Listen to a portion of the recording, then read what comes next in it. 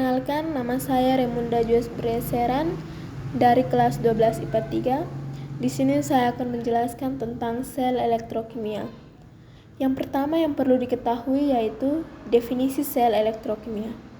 Sel elektrokimia adalah perangkat tempat berlangsungnya proses reaksi kimia menjadi arus listrik atau arus listrik menyebabkan terjadinya suatu reaksi kimia. Sel elektrokimia digunakan secara luas dalam kehidupan sehari-hari, misalnya dalam proses pemurnian logam, penyepuhan logam, dan pada berbagai peralatan elektronika atau baterai dan akumulator. Yang kedua, klasifikasi sel elektrokimia. Klasifikasi sel elektrokimia yang pertama yaitu sel volta. Yang perlu diketahui dalam sel volta, yang pertama definisi sel volta. Reaksi kimia yang berlangsung bersifat spontan dan menghasilkan arus listrik. Dalam sel volta yang pertama, katode merupakan kutub positif atau bermuatan positif dan terjadi reaksi reduksi. Yang kedua, anode merupakan kutub negatif atau bermuatan negatif dan terjadi pada reaksi oksidasi. Contohnya, penggunaan baterai dan aki. Yang kedua, proses sel volta. Contoh percobaan reaksi redoks spontan antara logam zinc dan ion tembaga 2. Dengan reaksi Zn tambah Cu2+ menjadi Zn2+ tambah Cu. Dalam sel volta selalu terdapat dua elektrode yaitu katode atau kutub positif dan anode atau kutub negatif. Berdasarkan proses yang berlangsung pada sel tersebut, logam Zn akan melepaskan elektron dan membentuk ion Zn+. Elektron tersebut mengalir melalui kawat penghantar.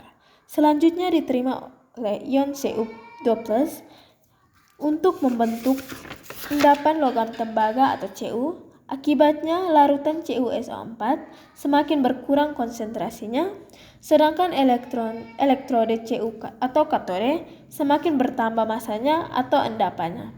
Sementara itu, logam Zn semakin berkurang masanya karena berubah menjadi ion Zn2+, sehingga jumlah ion Zn2+ dalam larutan semakin bertambah. Penambahan ion Zn2+ ini tidak sebanding dengan jumlah SO4 2- yang tetap. Karena ion positif dan ion negatif tidak seimbang, maka anion Cl- yang berasal dari jembatan garam akan masuk ke dalam larutan yang mengandung ion Zn2+ atau daerah anode. Akibatnya, larutan di daerah anode semakin pekat. Yang berikut C. Notasi sel volta. Susunan suatu sel volta dinyatakan dengan suatu notasi singkat yang disebut diagram sel. Reaksi oksidasi di ruas kiri atau anode dan reaksi reduksi di ruas kanan atau katode, keduanya dipisahkan oleh jembatan garam. Jembatan ini berfungsi untuk menyeimbangi muatan pada setiap larutan. Sedangkan garis tunggal menyatakan batas antar fase. Zn padatan Zn2+ dalam larutan dan Cu2+ dalam larutan, sedangkan Cu padatan. D. Perhitungan potensial sel. Potensial sel reaksi sel volta dapat ditentukan dengan melihat data potensial reduksi suatu elektrode yang disebut potensial elektrode. Setiap atom memiliki potensial elektrode yang nilainya relatif terhadap potensial elektrode atom hidrogen yang bernilai 0 volt. Oleh karena itu, potensial atom hidrogen disebut juga potensial elektrode standar. 2H+ tambah 2 elektromin menjadi H2E0 sama dengan 0 volt. Potensial sel volta dapat ditentukan melalui percobaan dengan menggunakan voltmeter atau potensiometer. Potensial sel volta dapat dihitung berdasarkan data potensial elektrode positif atau katode dan potensial elektrode negatif atau anode. E0 sel sama dengan E0 katode kurang E0 anode. E0 sel sama dengan E0 reduksi kurang E0 oksidasi. Katode adalah elektrode yang mempunyai harga NO lebih besar atau lebih positif, sedangkan anode mempunyai harga nol lebih kecil atau lebih negatif. Jadi, NO sel sama dengan NO positif kurang NO negatif. Potensial reaksi redoks. Potensial reaksi redoks sama dengan potensial sel yang dibentuknya setengah reaksi menyusun katode, sedangkan setengah reaksi oksidasi menyusun anode. Contoh, potensial reaksi redoks Seng tambah Cu2+ menjadi Seng 2+ tambah Cu dapat dihitung sebagai berikut. Notasi selnya sama dengan Zn garis miring Zn2+, 2 garis miring Cu2+ garis miring Cu. Potensial selnya NO sel sama dengan NO katode kurang NO anode sama dengan plus 0,34 volt kurang min 0,76 volt. Hasilnya plus 1,10 volt. Jadi potensial reaksi redoks tersebut adalah 1,10 volt. Dengan memperhatikan tanda potensial sel, Anda dapat mengetahui apakah suatu reaksi dapat berlangsung spontan atau tidak dapat berlangsung spontan. Jika potensial sel hasil perhitungan bertanda positif, reaksi berlangsung spontan. Sedangkan jika potensial sel hasil perhitungan bertanda negatif, reaksi tidak dapat berlangsung spontan. F. Deret keaktifan logam atau deret volta. Deret volta merupakan urutan unsur-unsur yang disusun berdasarkan data potensial reduksi atau potensial elektrode standarnya. Berikut beberapa unsur yang dapat dihafal berdasarkan urutan potensial reduksinya. Li, K, Ba, Ca, Na, Mg, Al, Mn, Zn, Fe, Ni, Sn, Pb, H, Cu, Hg, Ag, Pt, Au.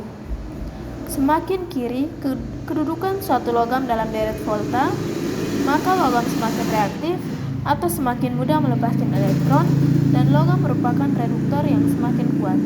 Sebaliknya, semakin kanan kedudukan logam dalam deret volta, maka logam semakin kurang reaktif atau semakin sukar melepas elektron, dan kationnya merupakan oksidator yang semakin kuat. Jadi, logam yang terletak lebih kiri lebih reaktif daripada logam-logam yang di kanannya. Oleh karena itu, logam yang terletak lebih kiri dapat mendesak logam yang lebih kanan dari senyawanya. Reaksi pendesakan logam yang berlangsung secara umum dapat ditulis L tambah M plus menjadi L plus tambah M. G. Kegunaan sel volta. Sejauh ini, aplikasi terpenting dari sel volta atau sel galvani adalah baterai. Baterai merupakan sel elektrokimia yang dapat menghasilkan arus listrik dari reaksi kimia yang berlangsung spontan. Beberapa jenis sel volta yang banyak digunakan dalam kehidupan sehari-hari antara lain baterai biasa, baterai alkali, baterai perak oksida, baterai nikel kadmium, dan sel bahan bakar. Sel-sel ini banyak digunakan pada alat elektronika seperti radio, kalkulator, televisi, lampu senter, kendaraan bermotor, dan telepon genggam. Klasifikasi sel elektrokimia yang kedua yaitu sel elektrolisis. Yang pertama, A. Definisi sel elektrolisis. Rangkaian alat yang menunjukkan terjadinya reaksi kimia akibat dialirkannya arus listrik disebut sel elektrolisis. Elektrode pada sel elektrolisis berbeda dengan elektrode pada sel volta, di mana pada sel elektrolisis katode merupakan kutub negatif dan anode merupakan kutub positif. B. Reaksi-reaksi kimia yang terjadi pada sel elektrolisis. Reaksi yang pertama yaitu sel dengan elektrolit lelehan. Umumnya, sel dengan elektrolit lelehan menggunakan elektrode yang tidak bereaksi atau elektrode inert atau tidak aktif, yaitu platina dan karbon. Pada sel dengan elektrolit berbentuk lelehan, tidak mengandung pelarut atau air, jadi hanya ada kation dan anion. Yang kedua, sel dengan elektrolit larutan dan elektrode tidak reaktif atau PTC. Dalam sel ini tidak ada pengaruh elektrode, tetapi karena dalam larutan terdapat air, Anda tetap harus memperhatikan kemungkinan pelarut mengalami reaksi redoks. Yang ketiga, sel dengan elektrolit larutan dan elektrode reaktif. Elektrode yang bereaksi atau elektrode reaktif adalah elektrode yang turut bereaksi dan hanya terjadi pada anode atau reaksi oksidasi. Contoh elektrode jenis ini yaitu Cu, Ni, Zn, Ag, Fe, Pb, dan lain-lain, atau elektrode selain platinum dan karbon. Yang terakhir, kegunaan sel elektrolisis. Salah satu penggunaan penting prinsip elektrolisis adalah penyepuhan. Penyepuhan merupakan pelapisan suatu logam dengan logam lain agar diperoleh sifat-sifat yang lebih baik, misalnya tahan karat, mengilap, dan berharga mahal.